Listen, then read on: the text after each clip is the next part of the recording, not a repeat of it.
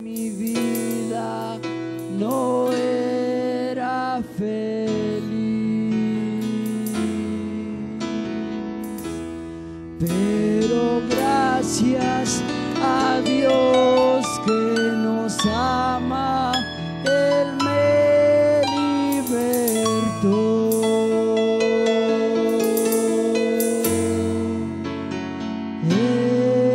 Esperanza en mi vida Jesús ha puesto en mi ser.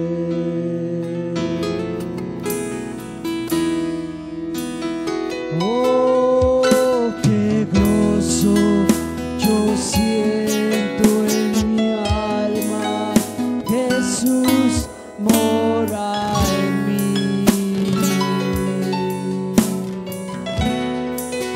Es un gozo tan grande que quiero servirle hasta el fin. Su palabra nos dice que el Hijo de Dios volverá.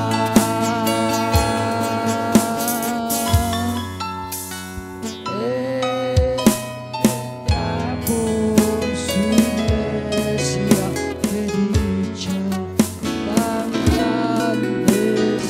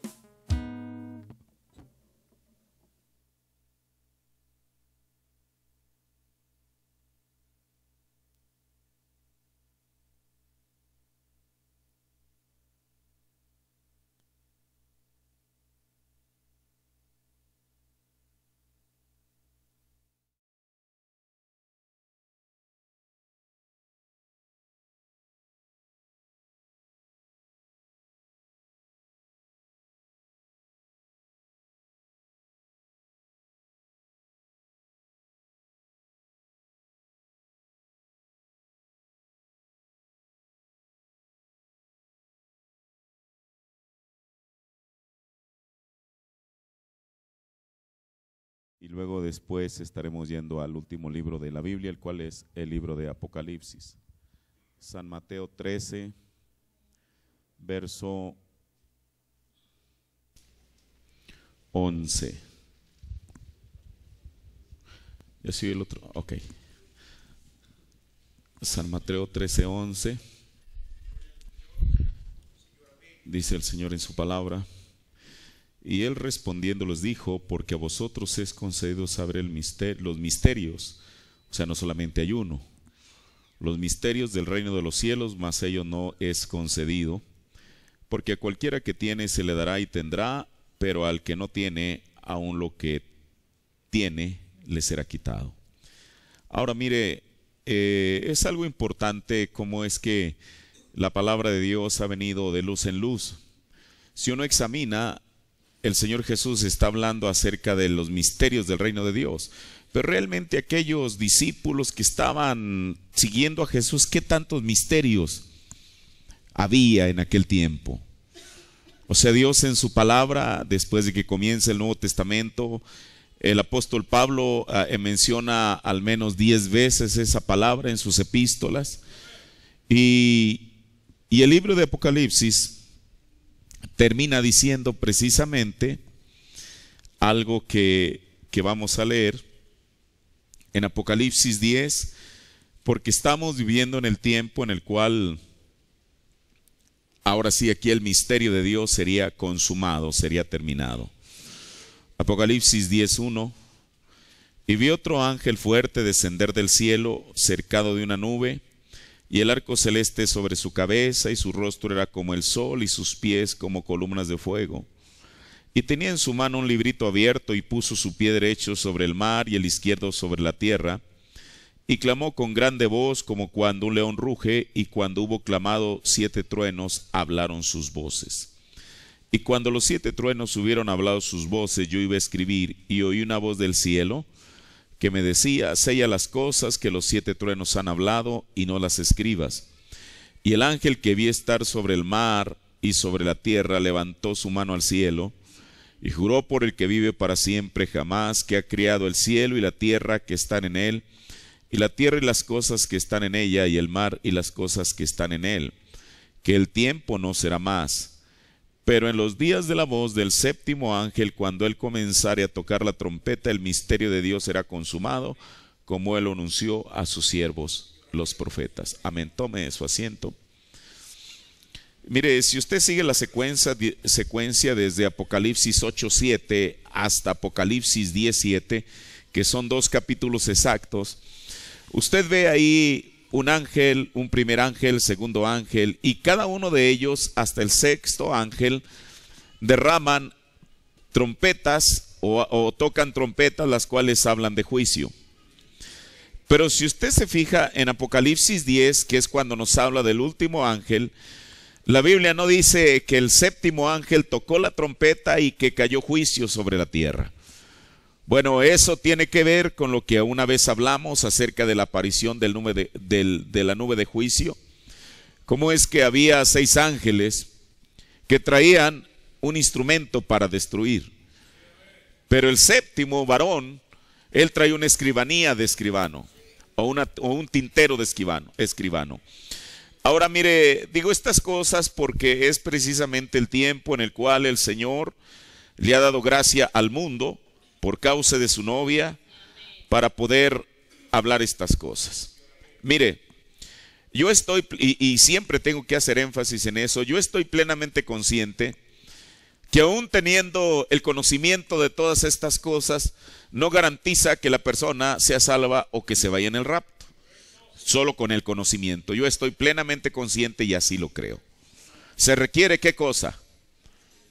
El Espíritu Santo en nuestros corazones como la señal.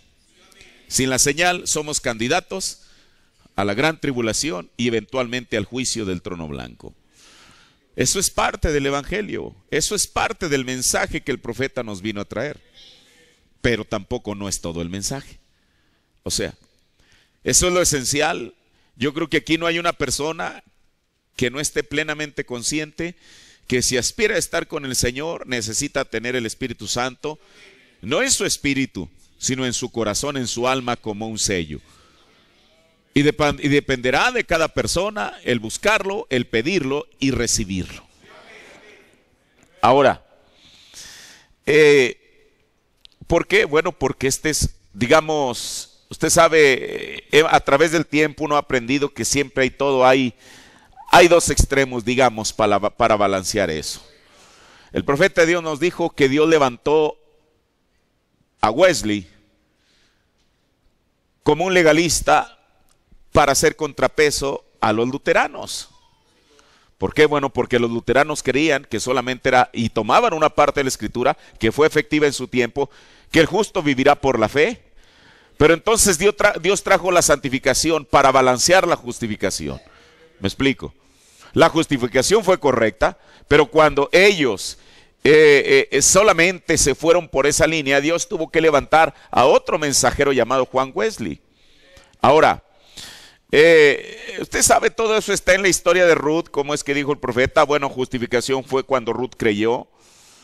Dijo, pero después llegó un momento en que ella se convirtió en una legalista cuando ella comenzó a obrar.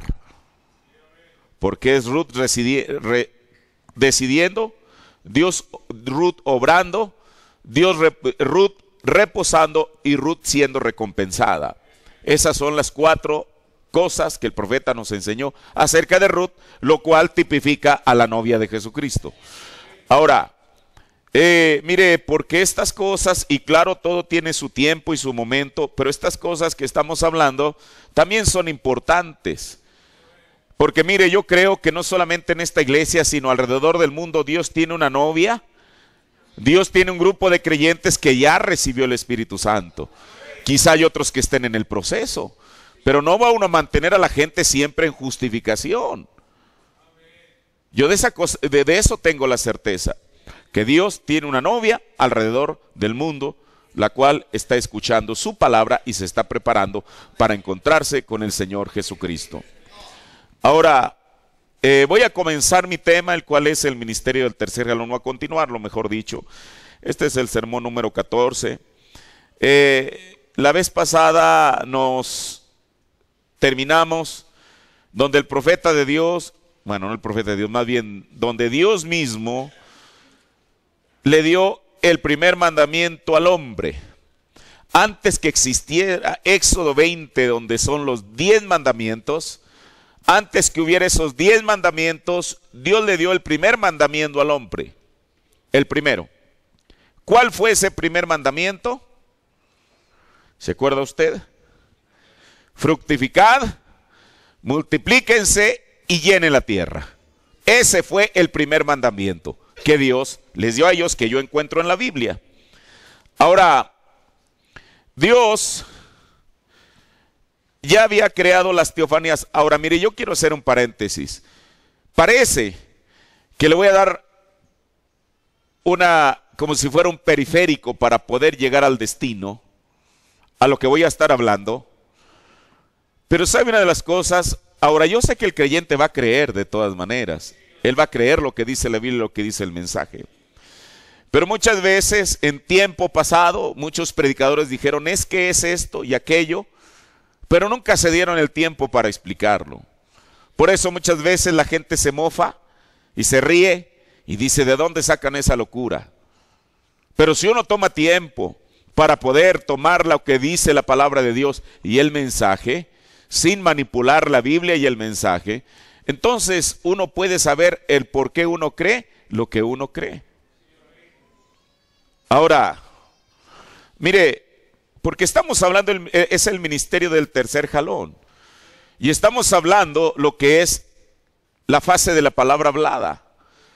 Pero la fase de la palabra hablada no se quedó hace 2000 años, cuando Jesús habló la palabra, ya vimos esos 5 vindicaciones, ni hace 50 años o 60 años, cuando el profeta habló la palabra, sino que eso sigue transcurriendo. Y al final de cuentas, va a haber un grupo que va a ser el beneficiario de esto. ¿Y quién es ese grupo? Mire, el profeta dijo que el tercer jalón tiene 3 destinatarios. 3. Los perdidos. Usted dice ellos también, claro, después lo vamos a ver. La Virgen Fatua, o la iglesia, el profeta lo llamó la iglesia, dijo que el tercer jalón es para los perdidos, es para la iglesia, pero también es para la novia. Entonces, el mundo, lo crea o no lo crea, va a recibir las repercusiones de este tercer jalón. La iglesia, lo crea o no lo crea, va a recibir las repercusiones de este tercer jalón. La novia de Jesucristo, yo no digo que lo crea o no lo crea, porque ella lo va a creer. Porque si no lo cree, entonces este mensaje, ¿para quién fue enviado? Tiene que haber un destinatario. Tiene que haber alguien que diga, Señor, eso es para mí, y yo lo creo, lo acepto y lo recibo. Por eso, uno como predicador, yo lo digo por mí en esta mañana, se acabó el tiempo en el cual el predicador, el pastor, sea un predicador sensacionalista, que mantenga a la gente entretenida con cualquier cosa, aún tomando citas del mensaje o de la Biblia. Es tiempo que el predicador entre en seriedad y sepa qué es lo que está diciendo y por qué lo está diciendo. Porque vamos a entrar a esto. Mire, y yo sé que estas cosas, algunos de ustedes no las han escuchado nunca, y otros hermanos que quizá vean esto posteriormente, quizá han escuchado una manera. Pero ¿por qué no se dan una oportunidad de verlo desde este ángulo? Ahora, porque mire, predicar estas cosas, yo se los decía a los ministros en febrero en una reunión ministerial, esto no hace popular a cualquiera. Porque esto va en contra de la tendencia. Y no es que la persona quiera ir como, bueno, a lo mejor sí como el salmón, yendo en contra de la corriente, pero al fin y al cabo tiene un motivo y un objetivo. Ahora, por eso, aquí es donde comienza esta parte del tercer jalón que a nosotros nos incumbe. Lo que hemos escuchado que el profeta hizo son cosas maravillosas. Pero ellas beneficiaron a los hijos de Jati. Beneficiaron a la hermana Meda. Pero a nosotros, ¿en qué nos beneficia? Por eso es de lo que vamos a estar hablando. ¿Qué nos beneficia a nosotros en el año 2015? Ahora, para eso, uno tiene que poner una base escritural. Asentarlo en la Biblia y asentarlo en el mensaje para que usted pueda tener la certeza que esta no es una teología loca ni descabellada, sino que esta es la palabra de Dios. Ahora, entonces el primer mandamiento en la Biblia es cuando Dios le dijo al hombre. Si usted lee correctamente la Biblia y si yo la leo correctamente, es un mandato de Dios. ¿Qué es un mandato? Si usted, bueno, ahora los niños son tremendos, pero si usted manda a su niño que vaya a la tienda, el niño está supuesto a obedecerle, ¿no es así? No, quizá le buscará que yo por qué, y máxime cuando son varios, siempre hay esa competencia, ¿verdad? Pero aquí con Dios no es así. Si Dios le dijo al hombre, ustedes van primeramente a fructificar, se van a multiplicar y van a llenar la tierra, eso era lo que Dios quería decir. Lo que Dios dijo en un principio era lo que Él quería decir. No les estaba pidiendo permiso a ver si querían ir, como decirle al niño, ¿quieres ir a la tienda? Él no les estaba preguntando a ver si lo querían hacer. Ahora, yo creo una cosa, que Dios no le pide nada a alguien, al menos que Él sepa que el hombre lo puede hacer. Si Dios nos ha llamado por su palabra, es porque Él sabe que vamos a llegar hasta el fin. Si Él nos ha llamado, si el hombre nos llamó, eso es otra cosa. Si papá nos llamó, es otra cosa. Si nuestro hijo nos llamó, eso es otra cosa. Por eso Dios no tiene nietos. Cuando Dios llama a alguien personalmente, Él sabe por qué. Él tiene una razón. Ahora, entonces, ese fue el primer mandamiento. Y la Biblia dice que lo que Él habla, mire, la palabra de Dios dice que la palabra que Él habló no va a regresar vacía. Puede ser que se tarde en regresar, pero no va a regresar vacía. Ahora, entonces, el primer mandamiento es ese, el primer mandamiento de la Biblia, no el primer mandamiento de Éxodo. El primer mandamiento de la Biblia está en Génesis 1:28. Ustedes se van a fructificar, van a tener fruto, se van a multiplicar, pero no solamente eso, sino que van a llenar la tierra. Mire, con los casi 8 billones de habitantes que hay en este planeta en esta mañana, parecía que ese mandamiento fue cumplido. Pero yo quiero decirle que no. ¿Por qué? Porque tiene que ser a la manera de Dios. Todo tiene que ser a la manera de Dios. Ahora, mire, y aquí voy a entrar a algo. Mire, voy a leer algo que a mí siempre me ha llamado la atención, que está en el sermón de monología Reino Físico, predicado el 8 de junio del 53, párrafo 27. Mire, yo siempre que lo he leído digo, Señor, ¿qué quiere decir esto? Dice el profeta, pero sus almas, bueno, antes de leer esto, mire, aquí tengo minutos, voy a seguirlas. Dios, antes de la fundación del mundo, ya lo leímos, había creado las teofanías o cuerpos espirituales que esas mismas teofanías o cuerpos espirituales habrían de recibir un cuerpo de los 16 elementos de la tierra. Bueno, pero ¿qué es una teofanía? La palabra teofanía es una palabra griega que se escribe de esta manera, teofanía.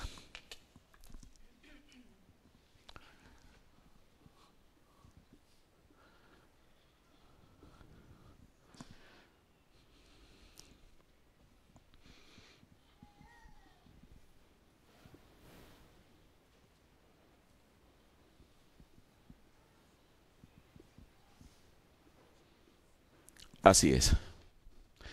Esta palabra no la inventó el hermano Branham. Esta palabra ya existe siempre. Pero ¿qué quiere decir esta palabra? Mire, literalmente significa aparición de Dios. Pero fue aplicada por el profeta de Dios para describir la clase de cuerpo que un cristiano recibe inmediatamente después que expira.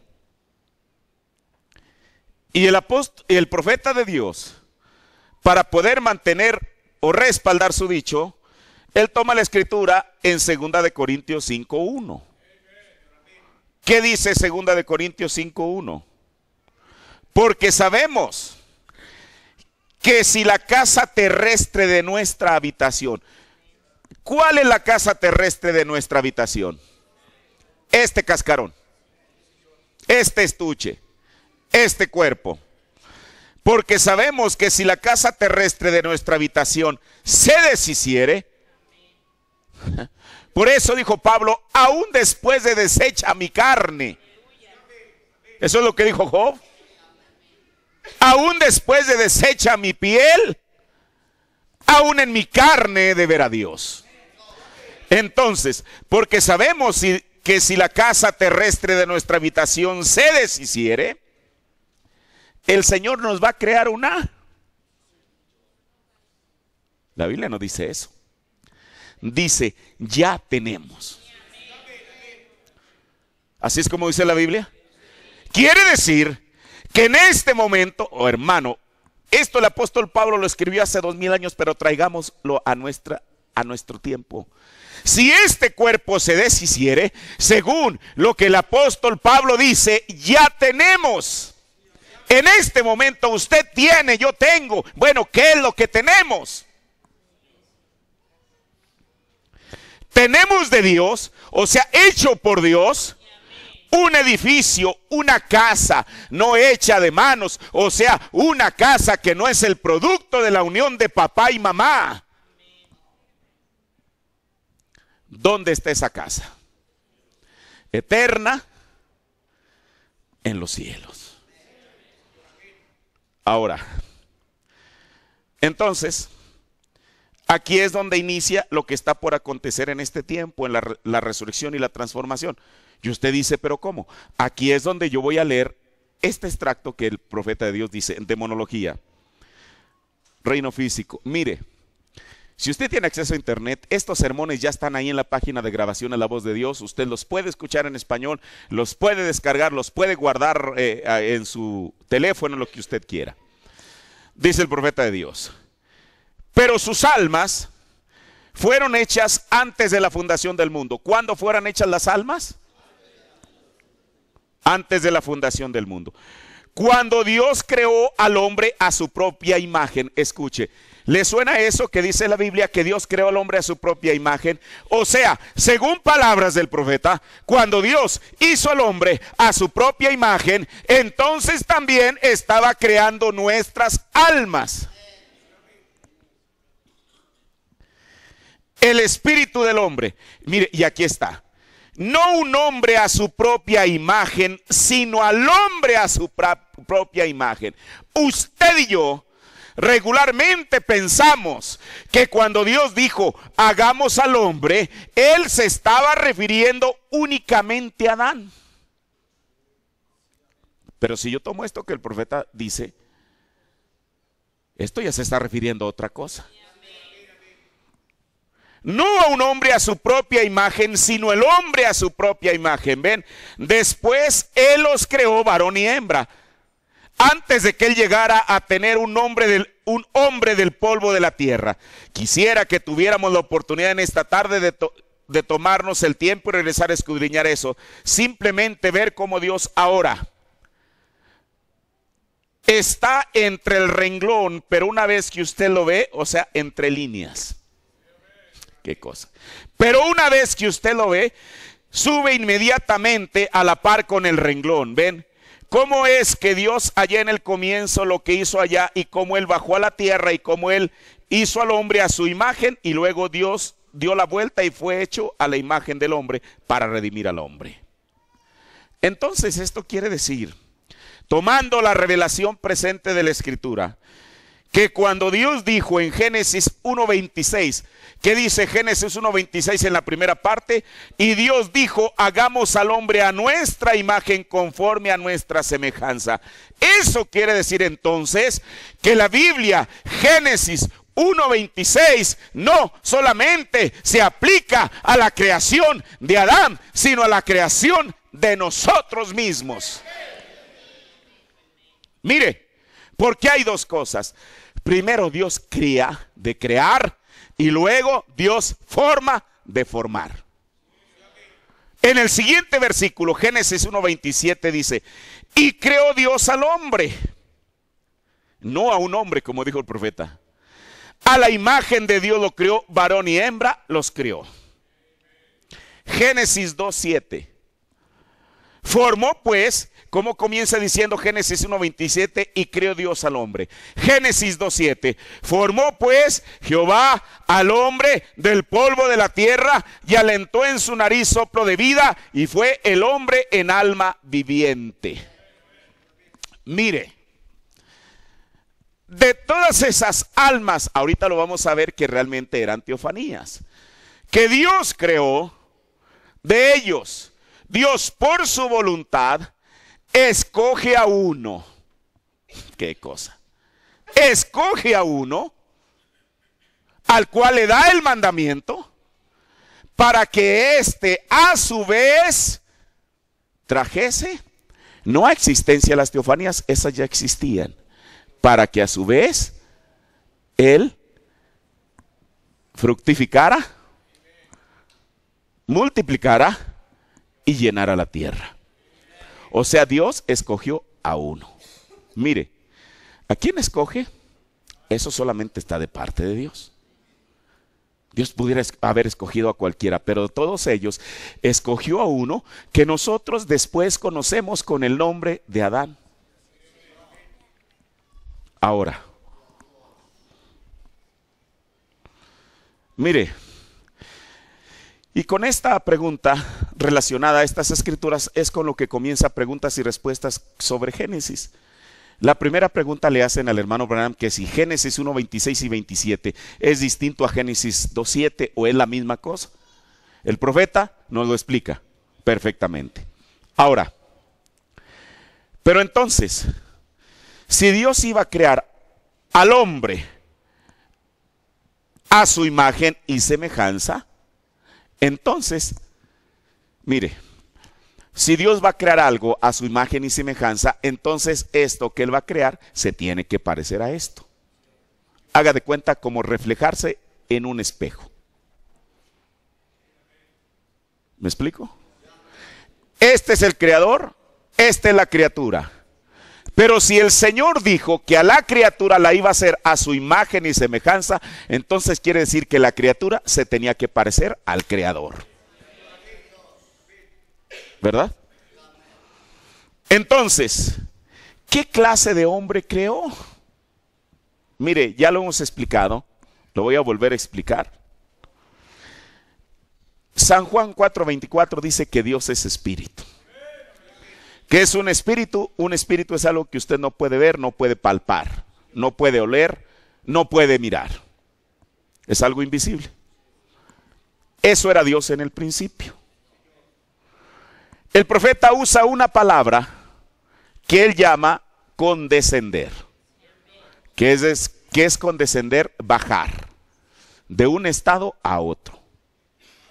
No es que Dios, al condescender de ser espíritu a otra condición, no quiere decir que sea otro distinto.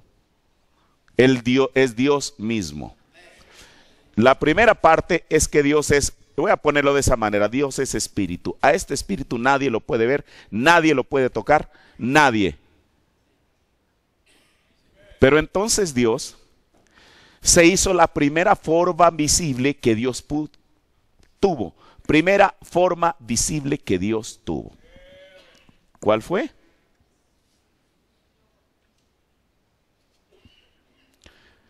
Lo que la Biblia llama logos. Y es a lo que Juan se refiere. Mire, en el griego dice, en la Biblia en español dice, en el principio era el verbo. La Biblia en inglés dice, en el principio era la palabra. Pero la Biblia en el griego dice, en el principio era el logos. Y el logos era con Dios, y aquel logos era Dios. Y el logos vino y se hizo carne y habitó entre nosotros. Dios, de ser espíritu, baja a ser logos. ¿Qué es esto? Es la luz de Dios. Es la columna de fuego, la misma que le apareció a Abraham en Génesis 15, cuando él estaba haciendo aquellos sacrificios, aquella antorcha encendida, aquella lucecita.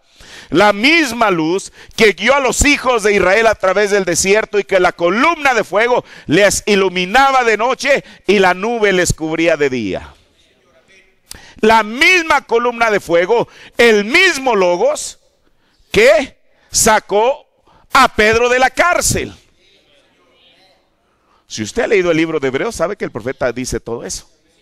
La misma columna de fuego que se encontró con Saulo de Tarso, y que Saulo le pregunta, ¿quién eres? Y aquella columna de fuego no se identificó como Jehová, sino dijo, yo soy Jesús a quien tú persigues. La misma columna de fuego que estará en la nueva Jerusalén. Dice, ¿por qué pinta eso? Porque la nueva Jerusalén va a tener en forma de pirámide. Y la luz no se pone debajo del almud. Por eso la Biblia dice que la ciudad no tenía necesidad ni del sol ni de la luna. ¿Así dice la Biblia o no? Porque ¿qué? El Cordero será su lumbrera, será su luz. Entonces tiene que estar aquí para iluminar la ciudad. Ahora, esta es la segunda fase. Pero sigue condescendiendo. Mire, yo no soy bueno para dibujar, permítame tratar de dibujarle algo.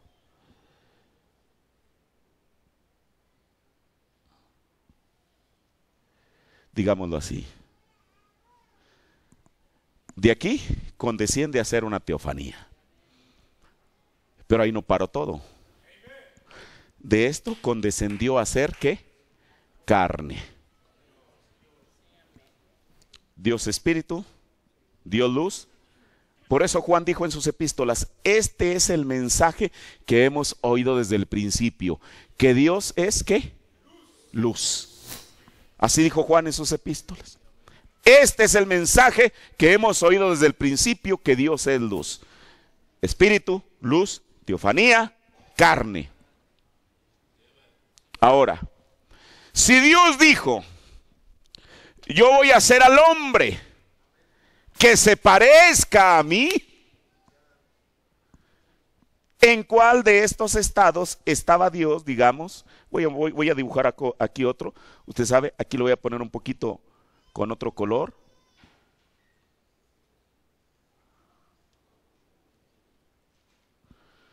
Digámoslo así. Bueno, quedó muy mal eso. Bueno, imagínese usted como carne. Para poder saber qué tipo de hombre fue el que Dios creó,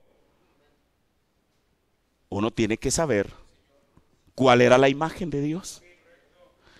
La Biblia dice que Jesús es la imagen del Dios invisible.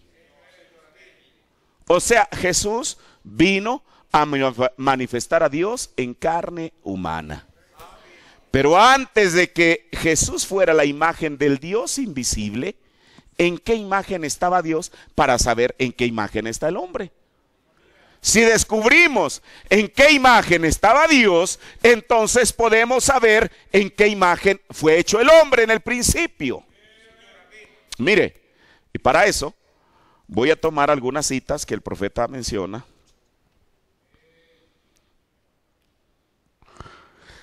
En Hebreos capítulo 2, parte 3, párrafo 278 y 279. Dice, y ahora, el logos que salió de Dios. ¿Cuál es el logos? Esto, la columna de fuego. Lo cual era el logos, todo empezó a moldearse en forma de un cuerpo. Y esta forma de cuerpo fue llamado en la enseñanza de los eruditos logos. El logos que salió de Dios. En otras palabras, una palabra mejor para eso fue lo que nosotros llamamos una teofanía. Y aquí el profeta nos va a explicar qué es una teofanía. La teofanía es un cuerpo humano que es glorificado. No exactamente con carne y sangre como eso sería en su estado glorificado, sino que está en una forma de un cuerpo humano que no come ni bebe, pero es un cuerpo. Un cuerpo que está esperando por nosotros tan pronto como dejamos este. Ahora, allí nosotros entramos a ese cuerpo. Ahora, note esto. Y esa es la clase de cuerpo en el que Dios estaba, porque Él dijo, hagamos al hombre a nuestra propia imagen y a nuestra semejanza. O sea, ¿en cuál de estos 4 estados estaba Dios cuando dijo, hagamos al hombre a nuestra imagen y semejanza? Como una teofanía. Porque Él dijo, hagamos al hombre a nuestra imagen y a nuestra semejanza. Ahora, cuando el hombre llegó a estar en ese cuerpo, Él tenía el control de todos los peces, las aves y las bestias del campo. Y no había hombre que labrase la tierra, Génesis 2. Él ya los había creado varón y hembra, pero no había hombre que labrase la tierra. En Hebreos capítulo 4, párrafo 230. ¿Fue Dios un hombre? Seguro.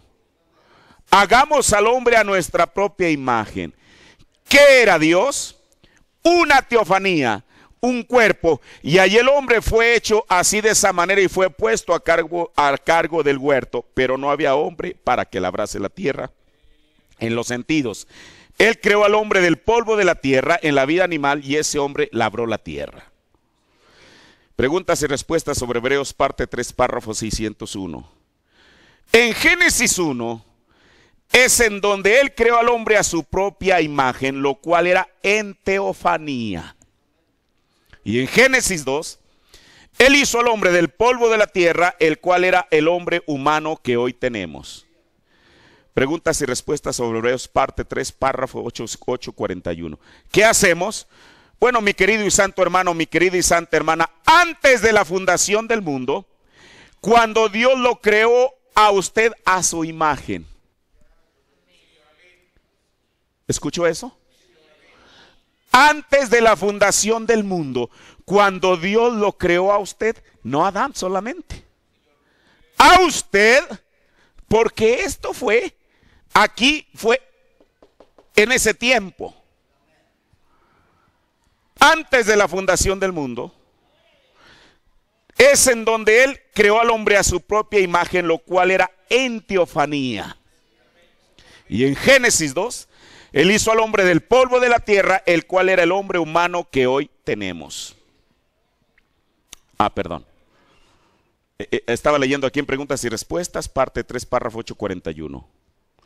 ¿Qué hacemos? Bueno, mi querido santo y santo hermano, mi querida y santa hermana, antes de la fundación del mundo, cuando Dios lo creó a usted a su imagen, o creó al ser a su imagen y creó a la mujer a la imagen del hombre para la gloria del hombre, Él lo hizo a usted una teofanía.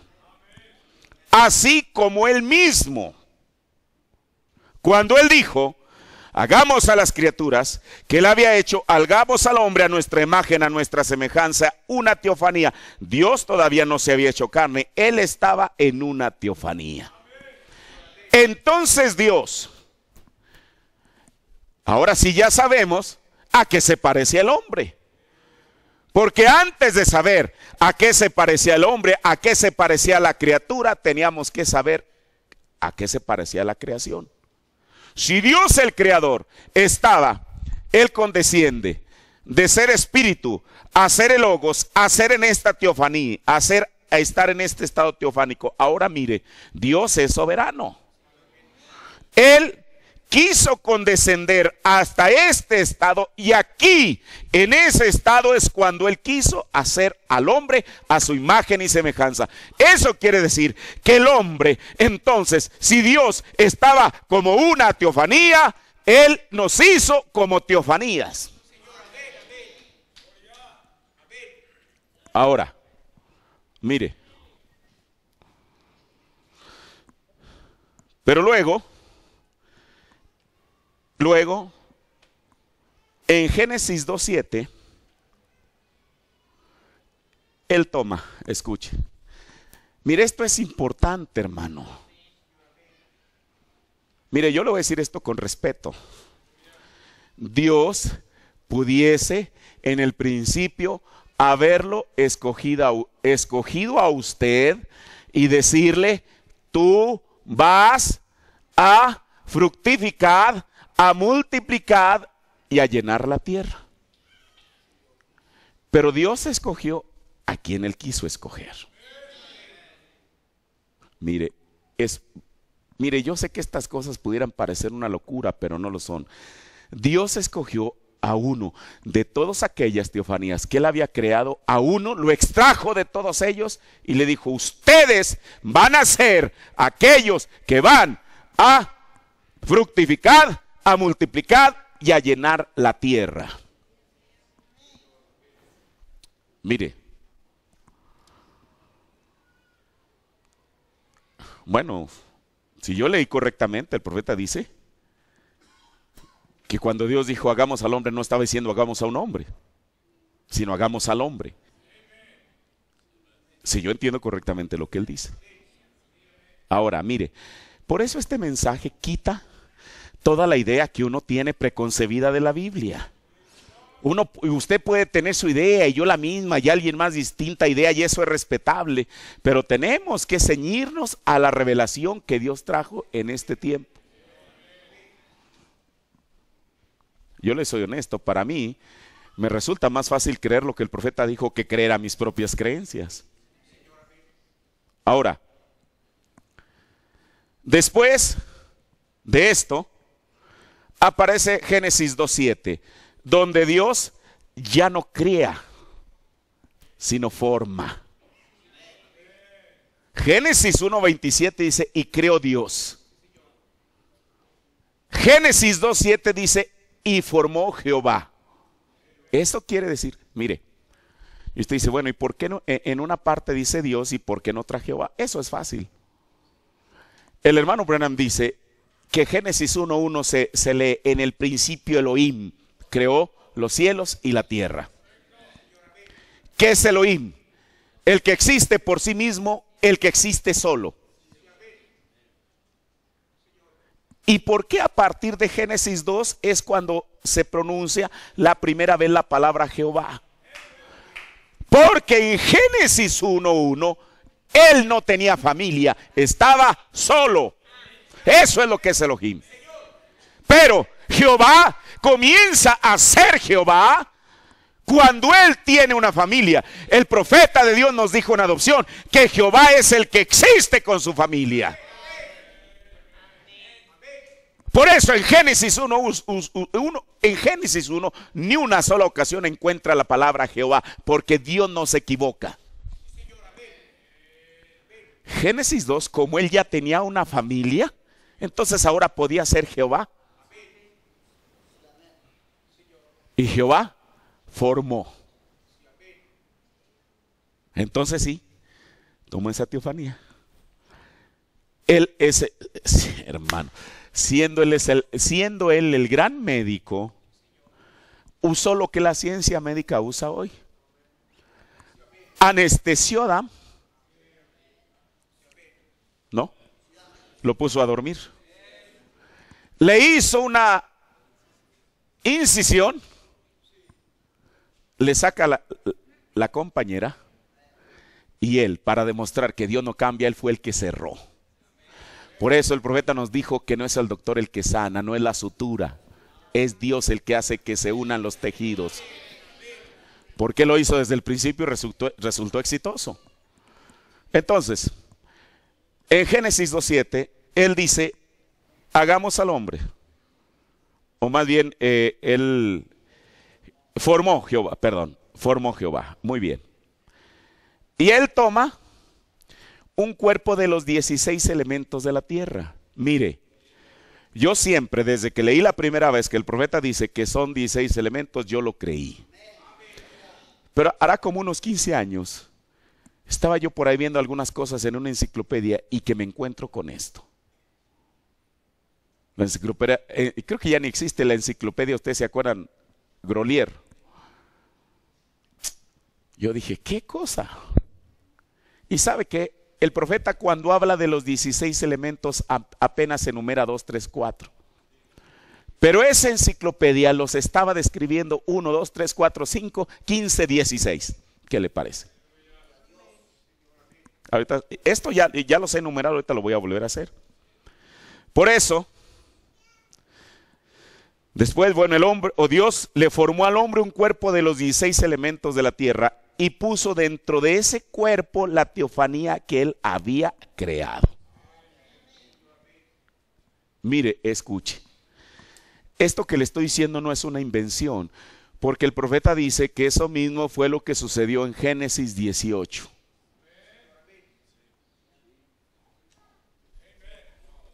Ahora, por eso, mire, cuando el hombre pecó, Dios, ahora, ¿qué hermano? ¿Cuál era la diferencia entre Adán estando de este lado antes de pecar y el Adán que estaba de aquel lado después que pecó? Él seguía teniendo mente, la seguía teniendo. Seguía teniendo manos, seguía teniendo boca, todo. ¿Cuál era la diferencia entre el Adán de aquí y el Adán de después? Como hemos dicho, por eso, mire, cada cosa en la Biblia confirma lo que Dios dijo en su palabra. La gente que estudia la Biblia regularmente piensan que el mundo fue creado en días literales, 24 horas. 24 horas creo una cosa, en las siguientes 24 horas creo la otra, y la otra, y la otra, y la otra. El mensajero nos dijo que eso no fue así. Y no porque fuera una idea de él, sino que está probado por la Biblia. Él dijo, no fueron días de 24 horas, fueron días de 1000 años. Porque en Pedro y en los Salmos hay dos escrituras, dicen que un día delante de Dios es como 1000 años y 1000 años como un día. Hay dos testigos, en Pedro y en los Salmos. Por eso cuando Adán pecó, piense usted, si hubieran sido días literales, ok, Adán peca en la mañana y en la noche ya está difunto. Pero la Biblia dice que Adán vivió 930 años después de que, después de la caída. Porque antes de eso, ¿quién podía contabilizar el tiempo? Ahora, por eso en cuanto Adán pecó, no inmediatamente comenzó su cuerpo a desvanecerse hasta que al caer la tarde estaba ahí ya muerto, no. La muerte comenzó a entrar de una manera silenciosa en él. Ahora nosotros, nuestra edad se ha reducido. Pero en aquel tiempo él vivió 930 años después de la caída. Pero bueno, aunque Adán en el momento de pecar, en ese instante quizá, no inmediatamente le salió la primera cana ni la primera arruga. ¿Qué fue lo que hizo la diferencia entre el Adán de aquí y el Adán de allá? Digámoslo de esa manera. ¿Qué era lo que le garantizaba a Adán vida perpetua? La teofanía que estaba en él. ¿Es verdad? ¿Qué fue lo que hace el Señor? El hombre peca con su cuerpo y el Señor le arranca la teofanía. Y entonces Adán queda expuesto a la intemperie como usted y como yo. Ahora, yo quiero que note esto. Por eso cuando el hombre pecó, Dios tuvo que quitar de él la teofanía que ya había puesto, porque la teofanía no puede envejecer y morir. ¿O sí puede? Mire, como Jesús en el Getsemaní, la unción, el Espíritu Santo, le tuvo que dejar porque Dios no puede morir. Así como Adán cuando pecó, fue dejado solo como un ser humano que ya no tenía aquella teofanía que le garantizaba vida perpetua. Jesús en el Getsemaní, la unción, el Espíritu Santo le tuvo que dejar porque Dios no puede morir. Por eso Jesús en la cruz dijo: Dios mío, ¿por qué me has desamparado? ¿Por qué me dejaste? ¿Por qué me abandonaste? ¿Dónde lo abandonó Dios? Ahí en el Getsemaní. Ahora,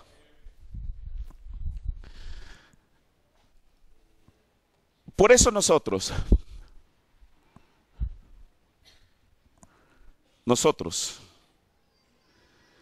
vinimos, sobrepasamos la teofanía, nosotros aquí en esta mañana. Nosotros sobrepasamos la teofanía y venimos directamente del atributo de Dios. ¿Por qué? Porque nacimos en pecado. El profeta dice: ¿quién es este Melquisedec? Párrafo 70. Y entonces ven ustedes, él descendió directamente por la línea regular del atributo a antes de la fundación del mundo. Su nombre es puesto en el libro de la vida del Cordero. Mire, hay una razón por la cual hubo nombres que fueron puestos en el libro de la vida del Cordero. Entonces de eso, él llegó a ser la palabra, la teofanía que podía aparecer, desaparecer. Luego él llegó a ser carne y regresó otra vez. Resucitó ese mismo cuerpo en una condición glorificada.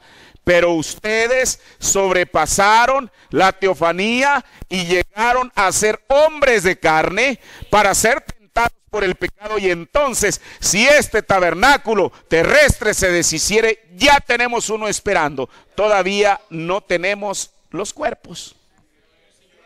O sea, nosotros sobrepasamos esto. Si el ser humano no lo hubiera sobrepasado, todos estaríamos en la condición que estaban antes de la caída. Por eso, como decíamos la otra vez, a nosotros no nos representó Eva, nos representó Adán. Ahora, Dios fue quien creó las teofanías, pero fue al hombre a quien Dios le dio la comisión de multiplicar y llenar la tierra. Ahora, creo que ya eso lo tenemos entendido. El asunto es cómo lo iban a hacer. ¿Cómo? Cuando uno puede entender esto, uno puede entender lo demás. ¿Cómo lo iban a hacer? ¿Sería a través de la unión de Adán y Eva? Claro que no. Porque Dios tiene un plan. Y aquí es donde este pequeño rollo, este pergamino se comienza a desenvolver para uno ir siguiendo paso a paso el plan de Dios. En una super señal, predicado el 8 de julio del 62, párrafo 76. Dice el mensajero: Dios, escuche, Dios, el gran contratista, tenía todos los cuerpos puestos aquí en la tierra. ¿Dónde estaban los cuerpos? Aquí. Usted dice: ¿por qué allí? ¿Qué no dice la Biblia que tomó Dios del polvo de la tierra? Dios no buscó alguna otra cosa en el espacio. Él de esta tierra tomó del polvo y le hizo un cuerpo a Adán. Aquí está lo tremendo. Dios mismo, el mismo que le hizo un cuerpo a Adán, Él podía habernos hecho un cuerpo a nosotros en ese entonces. Pero ¿por qué no lo hizo? Porque Él tiene un plan. Él, todo el material, como cuando una persona va a fabricar algo, va a manufacturar algo, Él ya tenía la bodega llena de material. Ahí está. Aquí están los 16 elementos aquí, no en el espacio, no en la luna, aquí en la tierra, con los cuales Dios tenía que hacer los cuerpos. Mire, Dios, el gran contratista, tenía todos los cuerpos puestos aquí en la tierra de calcio, potasio, petróleo. Él iba a crearlo y formarlo.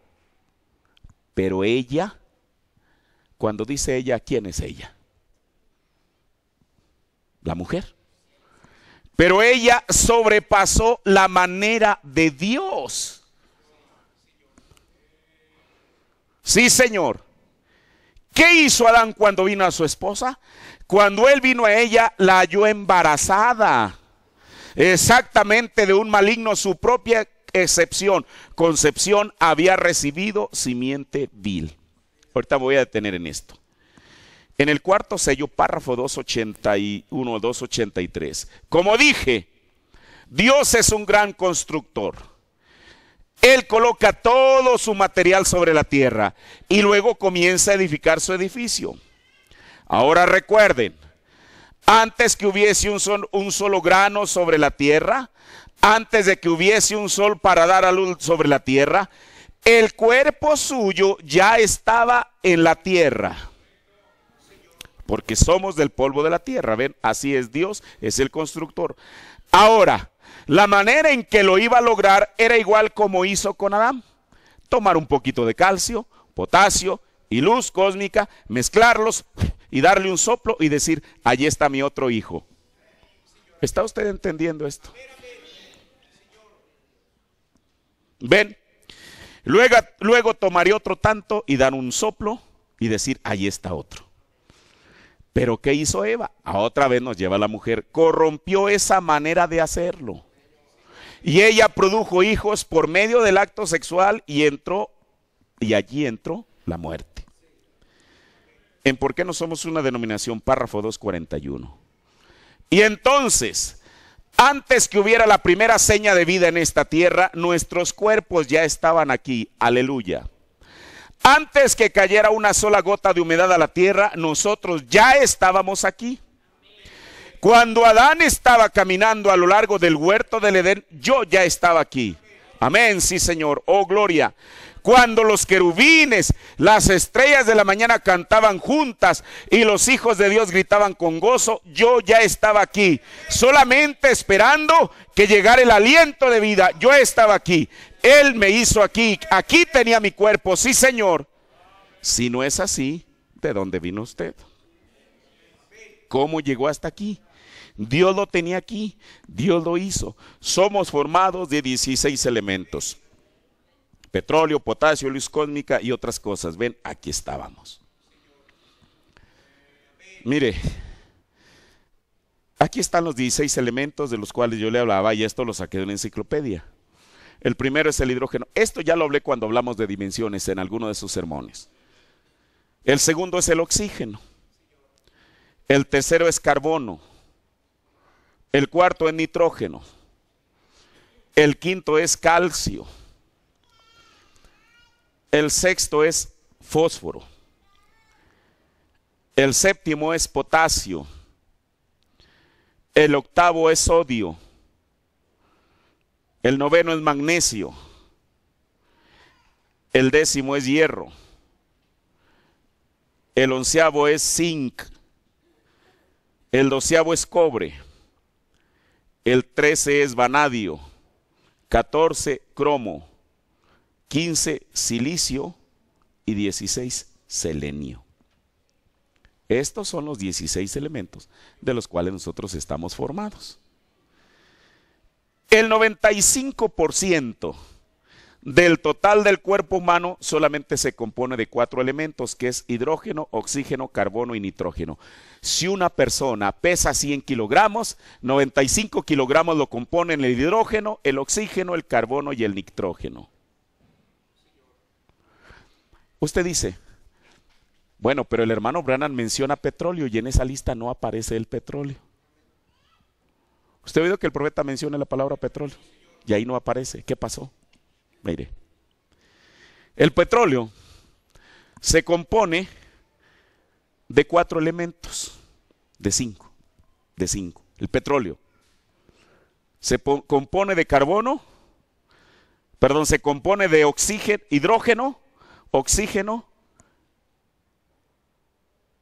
Espera, me estoy leyendo mal. El petróleo se compone de 5 elementos: carbono, hidrógeno, oxígeno, nitrógeno y azufre, o sea, el selenio. Estos 5 elementos están incluidos ya en la lista de los 16 que yo le di. Entonces, ¿es cierto lo que el profeta dijo? Ahora,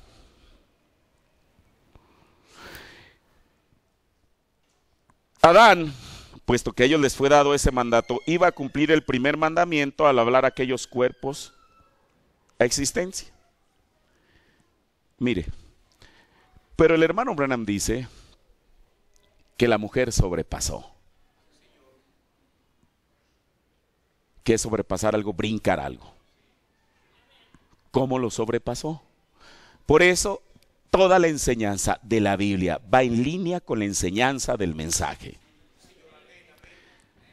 Por eso esa idea de que la serpiente era una víbora y que traía en su boca, o sí, no sé cómo llamarle, una manzana, y lo que le ofreció una manzana a Eva, eso es lo que el diablo le ha dado a mucha gente. Y la gente ha creído ese cuento. Mire, yo en una ocasión, yo lo he dicho en las pláticas que hemos tenido en los hogares, cuando luego hablamos de la simiente de la serpiente, yo siempre me había preguntado por qué tomaron la palabra manzana, por qué no dijeron que era un mango, que era una pera, que era lo que haya sido. ¿Por qué la palabra manzana? ¿Por qué? Mire, investigando, me di cuenta que en el latín,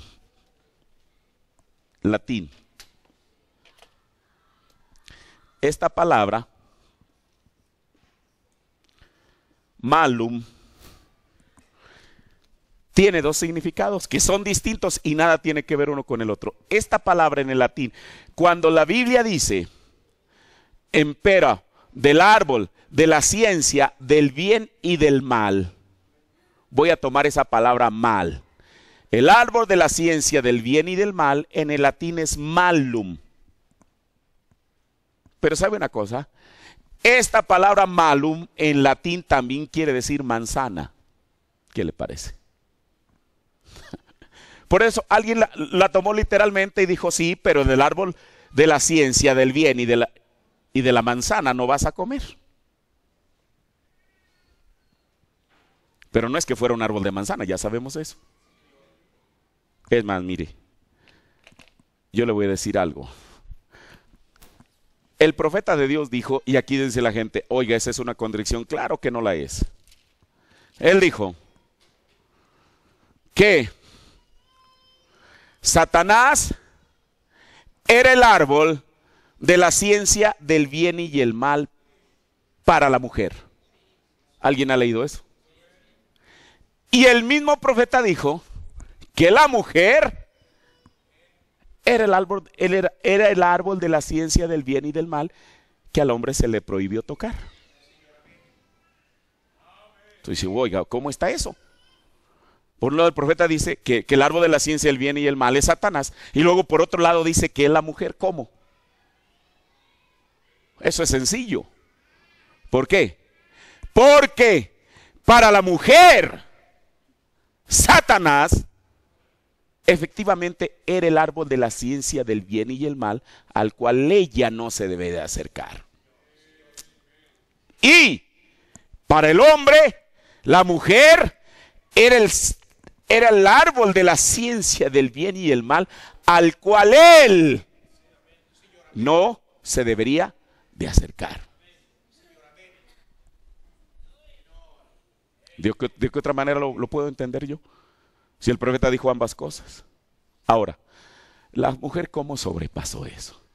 Nosotros ya sabemos que en el huerto del Edén Eva no se comió una manzana, que nadie lo quiere engañar con ese cuento. Eso no es bíblico para comenzar. Entonces, ¿qué pasó? Yo le voy a preguntar algo. Cuando Dios les dijo, fructifiquen, multipliquen y llenen la tierra, ¿la serpiente ya existía? Bueno, yo no sé si alguien ha leído la Biblia. Pero yo leo en la Biblia que el último creado fue el hombre. ¿O no? Lo creó hasta el sexto día. En uno de esos días, Él creó a todos los demás animales. Antes de eso. Entonces, cuando ya sabemos, hermano, ya sabemos que la serpiente no era un reptil. La Biblia no enseña eso.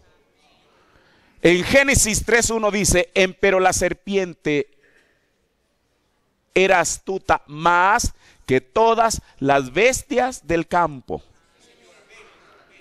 En Génesis debe ser 3:14 quizá. El Señor le dijo que, bueno, déjeme solo leo porque mi memoria no es buena. En Génesis 3:14 dice, y Jehová dijo a la serpiente, ¿a quién le dijo? A la serpiente, por cuanto esto hiciste, maldita serás entre todas las bestias. Hermano, Dios sabe lo que está diciendo. Si la serpiente hubiera sido un reptil, el Señor le hubiera dicho, maldita serás entre todos los reptiles. Pero ¿por qué dijo maldita serás entre todas las bestias? Si usted ve cualquier diccionario, investiga la palabra bestia es un cuadrúpedo. Entonces Dios sabe lo que Él está diciendo, ¿no? Y como hemos dicho, bueno, para comenzar, si la Biblia no dice que la serpiente era un reptil, yo no tengo por qué decir que era un reptil, ni tengo por qué creer que era un reptil para comenzar. Si la Biblia dice que era una bestia, yo tengo que creer lo que la Biblia dice. O sea, tengo que creer que la serpiente era un cuadrúpedo. Otra cosa, en Génesis 3, la Biblia dice que la serpiente le dijo a Eva. O sea, habló. ¿Qué serpiente hoy en día tiene la facultad de hablar? Una sola. Hermano, que alguien trajera una serpiente que habla, bueno, ya con lo de la restricción de los animales en el zoológico, pues ya seguramente lo hubieran mandado a alguna parte. ¿Qué serpiente puede hablar? Una sola. En los únicos libros donde los animales hablan son en las fábulas. Y la zorra le dijo al cuervo y el cuervo le dijo a la zorra. Yo le pregunto, ¿la Biblia es un libro de fábulas? Entonces, ¿por qué ahí este animal se hablaba? Yo encuentro dos animales en la Biblia que hablaron. La serpiente y la asna de Balaam. Pero el apóstol Pedro nos dice en su epístola que Dios hizo hablar al asna. O sea, ningún asno tiene la facultad de hablar, no puede. Porque para hablar usted tiene que razonar para poder hilar una frase. Un hombre puede tener cuerdas vocales, boca, todo lo que usted quiera, pero si su cerebro no está bien, no va a poder hilar nada. ¿Sabe lo que es hilar? Hacer una cadena con eslabones, con palabras para dar a expresar un pensamiento. Yo me pregunto entonces, ¿por qué la serpiente sí podía? Y la serpiente dijo a la mujer, así dice la Biblia, ¿con que Dios te ha dicho? Y sabe una cosa, eso quiere decir que Eva estaba familiarizada con la serpiente. ¿Qué haría usted si una serpiente le habla? Hermano, le da un paro cardíaco. ¿No? Pero ¿por qué Eva no? Eva lo tomó, no dijo, ay, qué cosa, una víbora me está hablando. Con que Dios os ha dicho. Y Eva con una naturalidad le respondió y le dijo, sí, Dios nos ha dicho. Pero la serpiente no solamente podía hablar. Mire, por ejemplo, esos, bueno, aquí en México ya no hay, espero que sean los animales en el zoológico. Pero ¿por qué hacen que los monos fumen? ¿Porque son adictos? O que vayan en un monociclo ahí, pum, pum, pum, en los circos. ¿Por qué? Porque todo eso es producto de un entrenamiento. Si usted tiene un loro en una jaula de este tamaño y lo enseña a que diga groserías, ¿qué va a decir el loro? Yo le aseguro que si usted le enseñara a alabar a Dios, lo haría. Pero no porque el oro, nosotros vamos en un crecimiento, hermano, pero en nosotros ya está el hablar como seres humanos. En un loro no está el hablar. El loro habla porque escucha y repite. La serpiente no era un loro, digamos, en ese sentido, que ella escuchaba y repetía. Ella tenía la facultad para razonar. Porque ella sabía cuando Dios dijo, mira, de todos los árboles vas a comer, ella sabía. Por eso ella llegó con Eva. La serpiente no era omnisciente para conocer todas las cosas. Si ella le mencionó a Eva una pregunta directa, oye, con que Dios te dijo, ¿quién le dijo a la serpiente que Dios había dicho? Ella había escuchado. Pero claro, ella sabía cuándo y dónde. Ni siquiera cuando estaba Adán, mucho menos cuando estaba Dios presente. ¿Con que Dios te ha dicho? La serpiente dijo, sí, eso es verdad, Dios nos ha dicho eso. Dijo, ay Eva, qué ingenua eres, hombre. No vas a morir. Para poder tener una conversación como esa, se necesita razonar. Eso quiere decir que la serpiente razonó su argumento para convencer a Eva. No vas a morir, Eva. Bueno, todavía no era Eva. No vas a morir. Pero ¿sabe Dios? Que el día que ustedes coman de eso van a ser como dioses. Le dio algo que la halagó. ¿Quién no quería ser Dios? Pero aquí hay una cosa, mire. La versión 60 dice, pero van a ser como Dios, como si estuviera dirigiendo el mensaje solo a ella. No. Le dijo, mira Eva, la versión antigua dice, van a ser como dioses. O sea, tú, mujer, vas a ser Dios y Adán va a ser Dios también. Quiero decirle que Adán ya era Dios. Un Dios menor. Por eso ella no pudo ir con ese, o la serpiente me refiero. Por eso la serpiente no pudo ir con ese argumento con Adán, porque Adán sabía quién era. Por eso Adán no se tragó el anzuelo, él no fue engañado, dice Pablo. Con él no podía ir la serpiente, oye Adán, te voy a hacer Dios, o te vas a hacer Dios. Él le hubiera dicho, sabes que llegaste tarde, yo ya soy Dios. Pero con la mujer era otra cosa. Oye, tú vas a ser Dios, ¿eh? Y ¿sabe una cosa? Mire, por eso, hermano, después de la caída, Dios le dio su lugar a la mujer y Dios al hombre.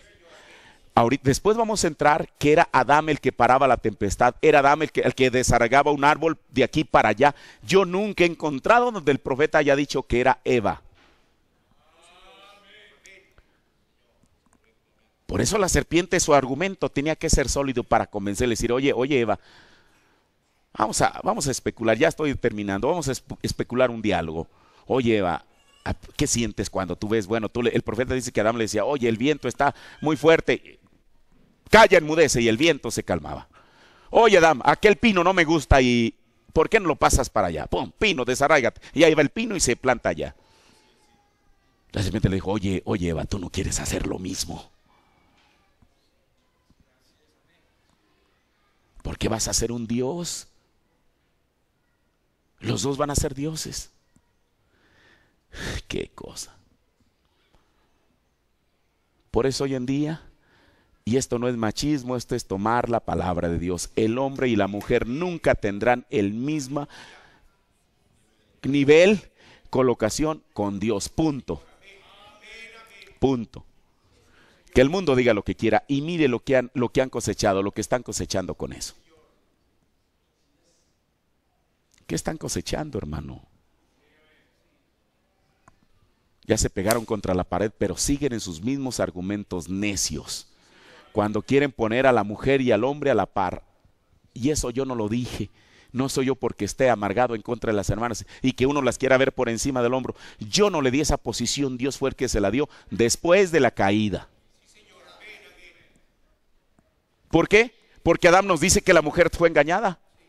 No Adán, la mujer. Ahora, bueno, la serpiente llega con ella.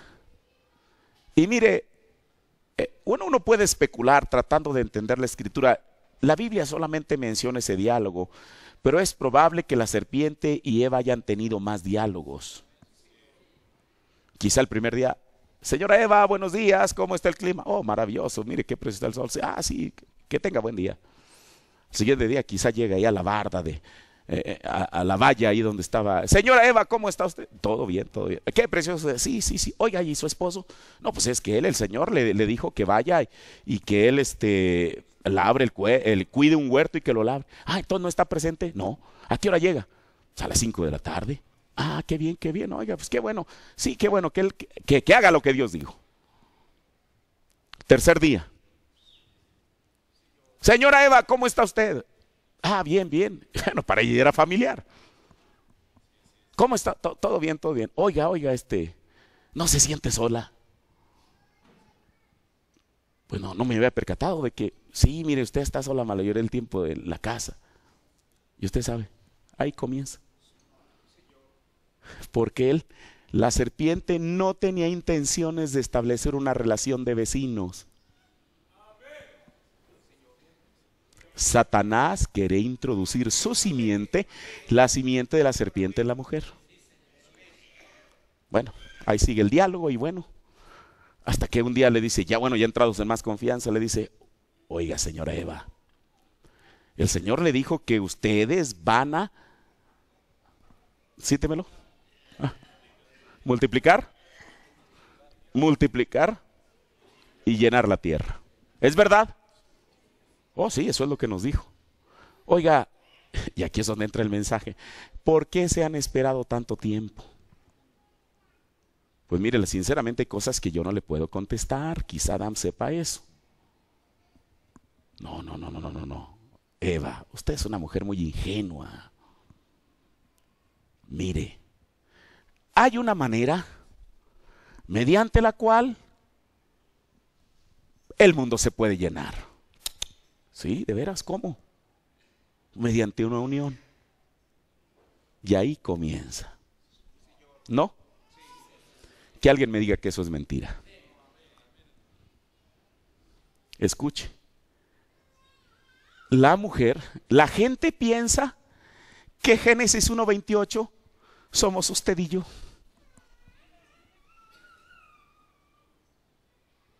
No, Señor. Génesis 28 no iba a ser de esa manera. Nosotros venimos siendo el producto del razonamiento de la mujer. Por eso yo le digo, cuando la Biblia dice que la serpiente era astuta, la Biblia en el hebreo el profeta nos enseñó que la palabra maja, M-A-H-A-H, ¿qué quiere decir maja? Tener un verdadero conocimiento de los principios de la vida. Si usted no lo cree, lea la simiente de la serpiente. ¿Dónde comenzó nuestro principio, hermano? En el vientre de nuestra madre. ¿No es eso lo que dice la Biblia? Mi embrión vieron tus ojos. Ahí en nuestro Génesis, ahí comenzamos nosotros, hablando físicamente, allí. Y entonces, ella sabía. Porque le vuelvo a repetir, yo no creo, porque no encuentro que la Biblia diga eso.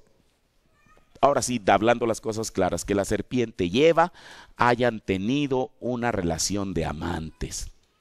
¿Qué es una relación de amantes? Una relación duradera, corta o larga.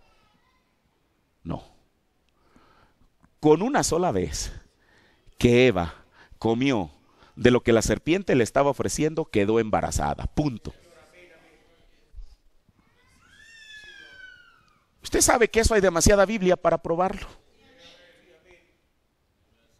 De Génesis hasta Apocalipsis está probado. Entonces, imagínese usted, Eva, después de eso, cuando nació el primer hijo,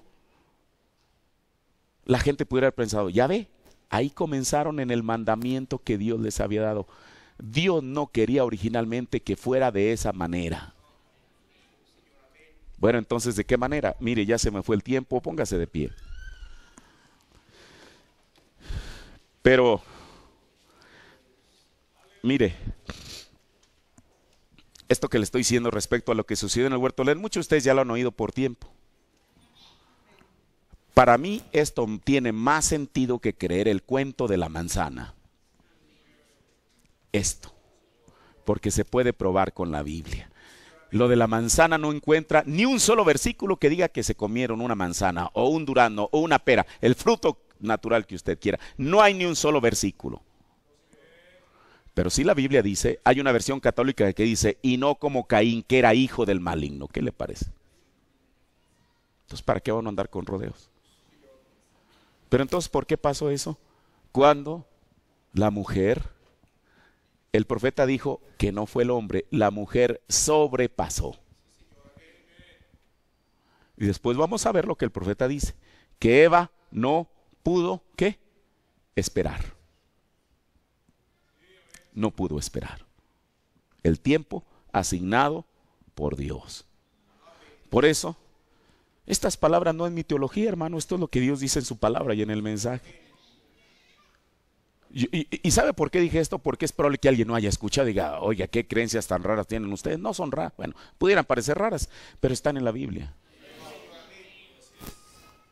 Están en la Biblia. Y mire, solamente bastó que el hermano Branham nos dijera eso para que uno, escudriñando la Biblia, encontrara un versículo y otro que confirmaran lo que él dice. Aquí está en la Biblia. Algunos de ustedes yo les he explicado la simiente de la serpiente sin siquiera mencionar al profeta. No porque uno lo ignore, pero para que usted vea que eso está basado aquí, en la Biblia. Así que quédese con este pensamiento de la palabra y después continuamos. Padre, yo te agradezco, Señor Jesús, por tu palabra, Señor, la cual, oh Dios, siempre es la verdad y siempre será la verdad, Señor. Padre, estas cosas que a veces escuchamos nos parecen extrañas, Señor, pero si tan solo tenemos un poco de paciencia, Señor, y vamos a la escritura o al mensaje, Señor, encontraremos que son la verdad, Señor Jesús. No estamos aquí, tú lo conoces, Padre Celestial, para tratar de traer algo solamente luminoso, Señor, para tratar de impresionar al pueblo. Si ese fuera mi motivo, yo estaría equivocado de principio, Señor. Pero esto es solamente siendo capaces de tomar lo que tu profeta dijo, Señor. Padre, lo que tu palabra dice, lo cual eso cambia, Señor Jesús. Y ojalá así fuera, Padre, las ideas preconcebidas que tenemos de la Biblia, Señor. Padre, por eso tú mandaste la revelación, Señor. Esto no es una teología nueva, Padre, esto está ahí en tu palabra, Señor. Te ruego, mi Dios, que tú bendigas al oyente, Señor, y que estas palabras sean una revelación para nuestros corazones, en el nombre del Señor Jesús. Amén. Gloria a Dios. Entonamos un cantito, hermano.